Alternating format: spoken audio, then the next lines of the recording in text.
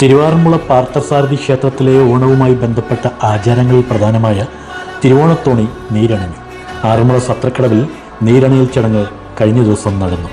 ആറന്മുള പാർത്ഥസാരഥി ക്ഷേത്രത്തിൽ തിരുവോണ ദിവസം ഭഗവാനായുള്ള സദ്യയ്ക്ക് സദ്യവട്ടങ്ങളും വിഭവങ്ങളുമായി കാട്ടൂർ മങ്ങാട്ടില്ലത്തു നിന്നും തിരിക്കുന്ന തോണിയാണ് തിരുവോണത്തോണി. ആറന്മുളയ്ക്കടുത്ത് കാട്ടൂർ മങ്ങാട്ട് ഇല്ലത്തെ ഭട്ടതിരിക്ക് സന്താനങ്ങളുണ്ടായിരുന്നില്ല.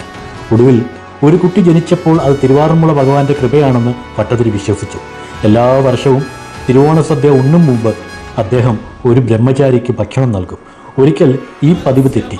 ബ്രഹ്മചാരി എത്താതെ താൻ തിരുവോണ സദ്യ കഴിക്കുകയില്ലെന്ന് ഭട്ടതിരി ശാഠ്യം പിടിച്ചു. അപ്പോൾ ഒരു ബാലനെത്തി ഊണ് കഴിച്ചു. ഭട്ടതിരിയുടെ ഭക്തിയിൽ സന്തുഷ്ടനായ ശ്രീകൃഷ്ണൻ തിരുവോണത്തിൻ്റെ സദ്യ ഇനി ആറന്മുള ക്ഷേത്രത്തിൽ വന്ന് നൽകിയാൽ മതിയെന്ന് ദർശനത്തിൽ പറഞ്ഞുവത്രേ.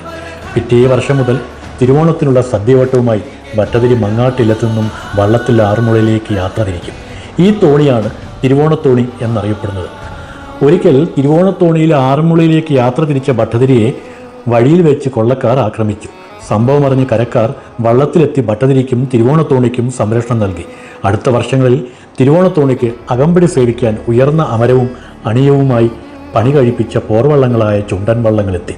ഇവയാണ് ആറന്മുള പള്ളിയോടങ്ങൾ. ഇതിനിടെ മങ്ങാട്ടില്ലത്തെ താമസം തുടർന്നു പോകാൻ തടസ്സങ്ങളുണ്ടായപ്പോൾ ഭട്ടതിരി കുമാരനെല്ലൂരിലെ കാർത്യായനി ക്ഷേത്രത്തിന് സമീപം ഇല്ലം കെട്ടി അങ്ങോട്ട് മാറി. അന്നു മുതൽ കുമാരനെല്ലൂർ മനയിൽ നിന്നുമാണ് തിരുവോണത്തോണി പുറപ്പെടുക.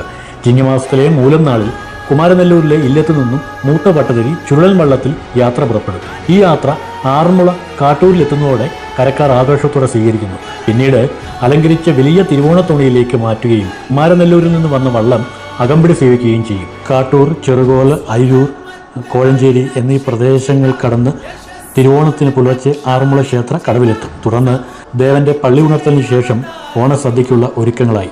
മങ്ങാട്ട് ഭട്ടതിരിയും നാനാദേശക്കാരും തിരുവോണത്തോണിയിൽ നൽകിയ വിഭവങ്ങൾ കൂട്ടിച്ചേർത്താണ് ദേവന് സദ്യ. അന്ന് അത്താഴപൂജ കഴിഞ്ഞ് ക്ഷേത്ര പൂജാരിയിൽ നിന്ന് പണക്കിഴി ഏറ്റുവാങ്ങുന്നതോടെ ഈ യാത്രാ ചടങ്ങുകൾക്ക് സമാപനമാകും.